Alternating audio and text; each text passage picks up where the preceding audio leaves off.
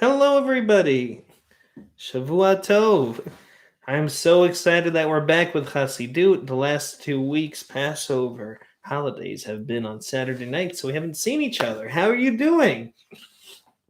Tonight, we're going to learn a teaching about counting the Omer, again, of course, from Rabbi Levi Yitzchak Meberdichev, the Kedushat Levi, who's the Rebbe that we've been studying. Again, mid to late 18th century, early Hasidic teacher.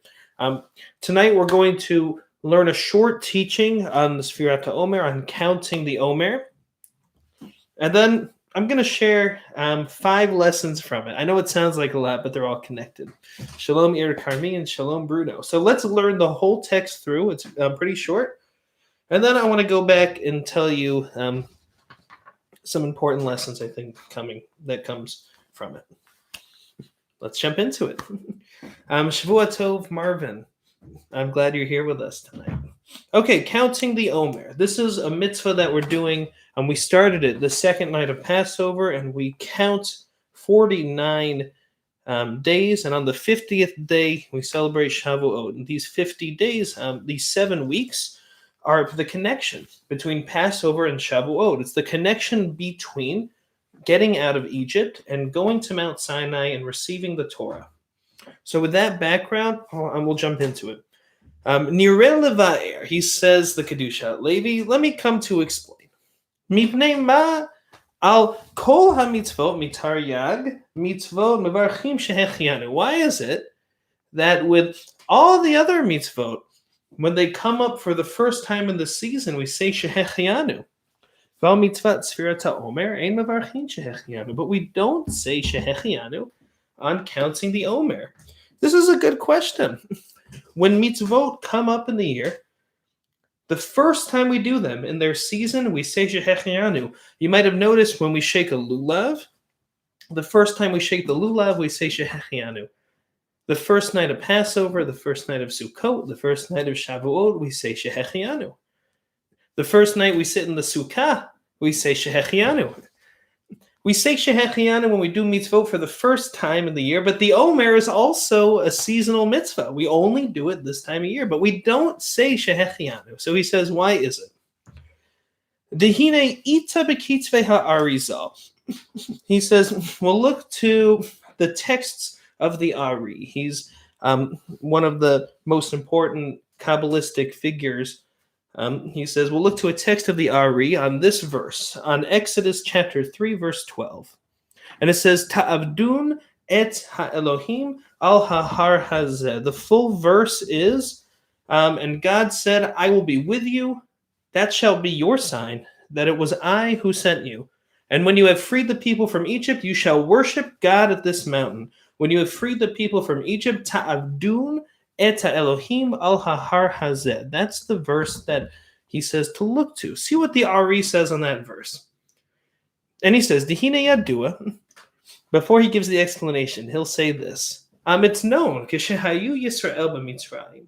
When Israel was in Egypt, Hayu meshukaim ba'arbaim utesha sha'arei tuma. They were steeped in 49 levels of impurity. This is an idea that goes back to the Midrash, that when they were in Egypt, they were so impure, so far away, so far removed from God, steeped in 49 levels of this impurity, this separation from God. V'hakadosh baruch hu barov rachama v'chasadav ga'ala mitzrayim. But God, in God's kindness and God's mercy, redeemed them from Egypt. Shavua Tov Jerry, Ashikoach again from Mariv. I'm glad you're here with us. But God, even though they were steeped in these 49 levels of impurity, God redeemed them from Egypt, Kedei lekarban tachat kanfei hashchina, in order to bring them under the wings of the Shechina. Va'al zeh hutzrach lahem, these poor Shiva Nekim, and because of this, it was necessary for them to count 7 clean weeks, 7 weeks out of Egypt. Uvelo sfirat hashiva nekiim, but if it had not been for these 7 clean weeks, lo hayu be'efshar lekorbam tachat kanfei hashchina. They could not have gone to Mount Sinai. They could not have gotten the Torah. So he says the 7 weeks that we're counting are these same 7 weeks after leaving the land of Egypt. The Israelites had to count 7 weeks, 49 days, to leave these 49 levels of impurity. And each day they get a little farther away from Egypt, each day bringing them a little closer to being able to receive Torah at Mount Sinai. Now, where is he going to go with this? V'zehu perush hapasuk. And so this is how the Ari explains the pasuk. Remember, ta'avdun et Elohim, you shall worship God at this mountain. The word ta'avdun, he says, is actually made up of, there's an extra letter there. If you know Hebrew grammar, the nun is not necessary.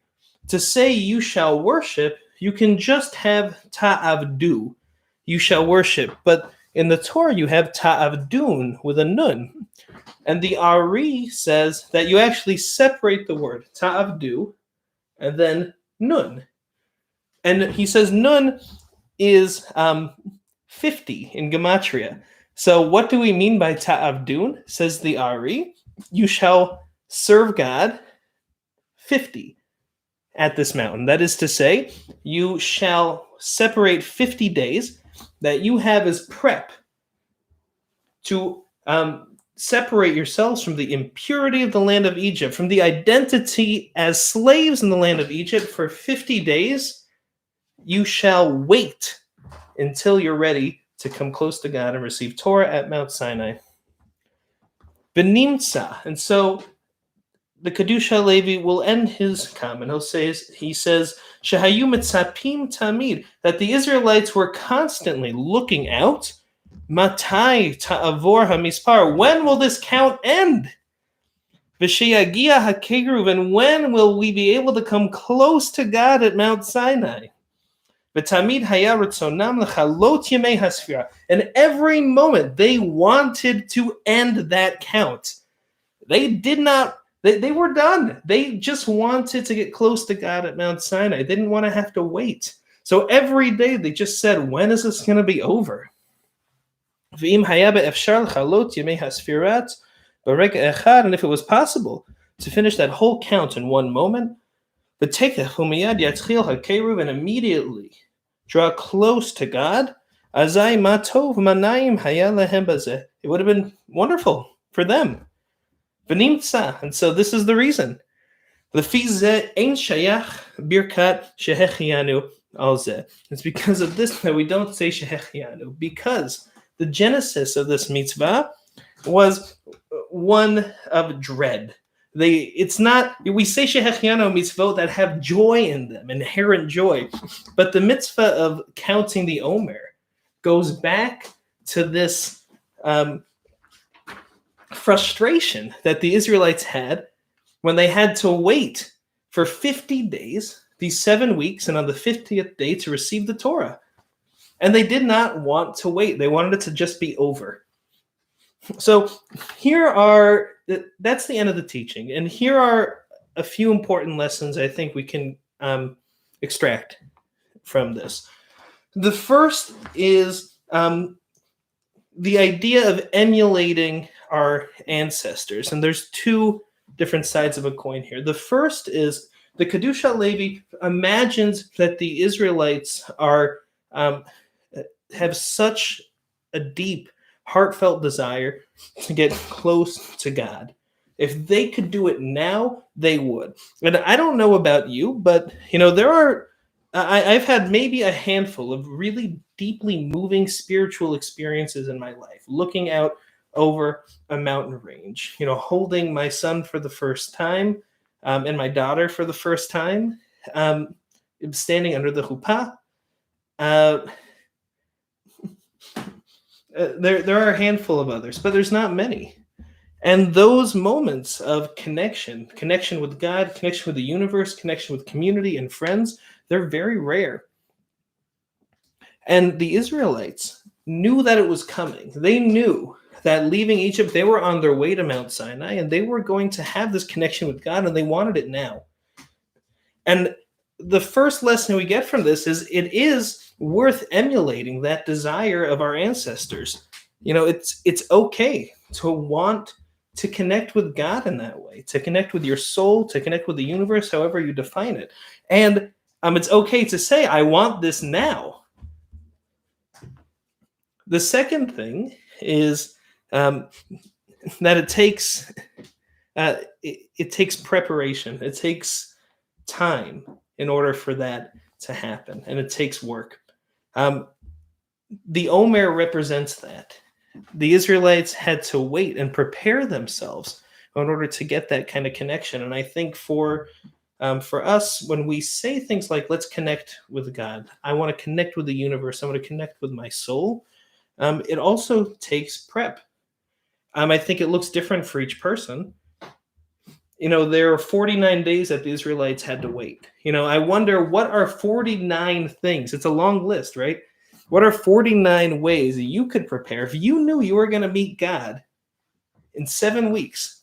If you were going to do something every day to get ready for that moment, what would it be? It's hard work. And at the Omer, we learned this lesson from the fact that we don't say Shehechianu, that actually it doesn't need to be joyful. That kind of work, that prep, that spiritual preparation is actually supposed to be quite hard, maybe frustrating, maybe even difficult, but it's worth it. It's worth it because in the end, it's going to pay off. There's going to be some kind of spiritual uplift. I know it's been, I'm proud to say, a number of years now that I've been davening every day, 3 times a day. And it's really, really hard. It's extremely inconvenient. But I bet, I'm not the only one who, when putting in this time, finds that every now and then there is payoff. And I would challenge you too. Maybe it's saying the Shema in the morning and in the evening. Maybe it's saying blessings over food. Maybe it's just having a moment when you wake up and you intentionally express some gratitude. Whatever it is, that kind of prep pays off in the long run. And it's not easy. It doesn't need to be something that, is immediately gratifying. The Omer represents that hard work, the frustrating preparation. You can imagine a great pianist who's getting ready for a concert. What are they doing every day? They're practicing. It's horrible. As a musician, in college I was a jazz piano major, and getting ready for a concert was grueling. I didn't like practice. And my jazz piano teacher at the time said one of the most important things to me. He said, Sam, if it sounds good, it's not practice. If it sounds good, it's not practice, because practice should not be fun. This kind of prep should not be fun. It should not, or else it's not real work. And the Omer represents that real work.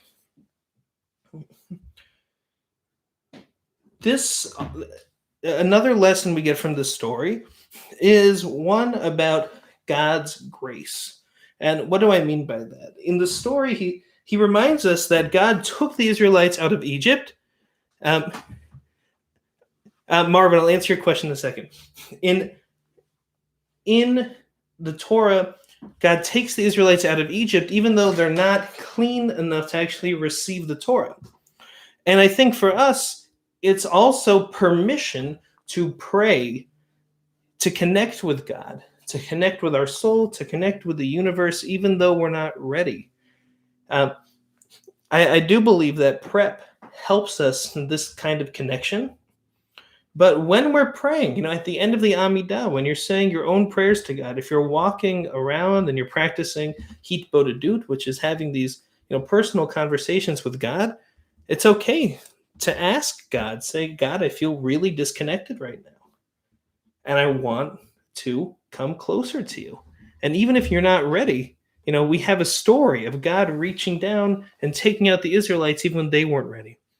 Marvin, you say, isn't Shehechianu only said from events that have taken place? This was the first time we're experiencing Matan Torah, so we don't know when that will end. as we have not had this experience. We say Shehechianu when we get to mitzvot that happen once a year. We said the lulav is a great example. We said Passover, celebrating Passover. Shavuot is a great example.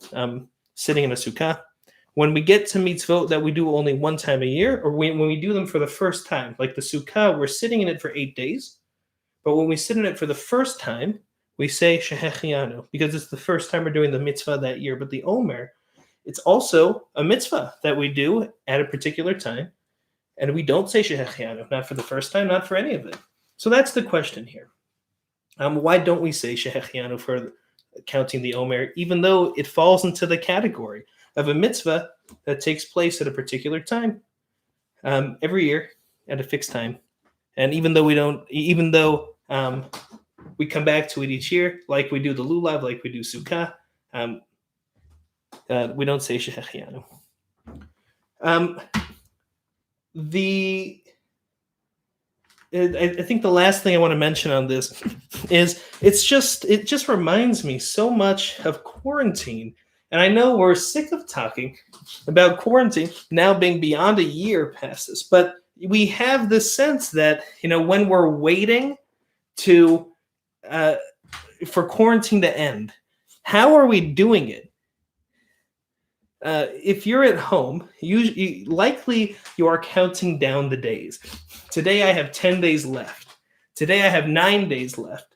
Today I have 8 days left. But with the Omer, we don't do that. We don't say we have 49 days left. We have 48 days left. We count up. We say today is the first day of the Omer. By the way, tonight is the 14th day of the Omer. We counted it at Mariv tonight. And we count up. And this is the last lesson I'll leave you with tonight. But when we have these things that we're waiting for, like a musician practicing to get ready for a concert, like somebody praying every day with the hope of connecting to God sometime.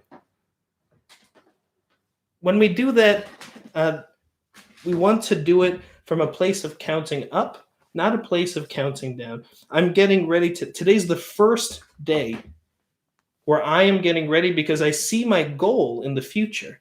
I know what I'm working toward. And today is important. It's hard, but today's an important step in my reaching that goal. And it's okay if it's hard. And it's better to look out toward the goal and to count up and to see this not as a day to get through, but as a necessary moment of preparation to step, like another stair as you rise higher and higher, getting ready, getting closer to that goal, getting closer to that connection, whatever it may be. So with that, I wish you a successful count of the Omer. It's also hard to count the Omer. You have to remember to do it each night. As we said, tonight is 14 days, which is 2 weeks to the Omer, and which means we have 5 weeks left. If you haven't started counting the Omer, why not start now? There's 5 weeks left. Try out this mitzvah every night. You can, you're supposed to stand up, and you say what night it is in days and weeks. So tonight, we said tonight is the 14th day, which is 2 weeks to the Omer. Tomorrow night, you'll say night 15, 16, 17, etc. And then, God willing, when we get to Shavuot, you've done the work, you've counted the days, and hopefully, and I wish for all of us that we experience a little, even a taste of that connection that we all experienced at Mount Sinai. So with that, everybody, Shavua Tov. I'll keep the chat open for about a minute in case there's any questions, comments, and concerns. And I look forward to more Hasidut learning now that there aren't any Saturday night holidays coming up. Shavua Tov, everybody. Please feel free to ask questions in the chat, and I'll sign off in just a moment. Thank you, Marvin. Yes, Chodesh Tov. Coming up on Monday, I believe. Thank you, Bruno.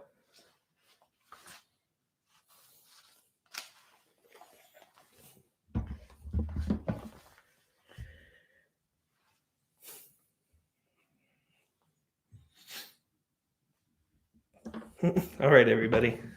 Shavua Tov, and we'll see you soon.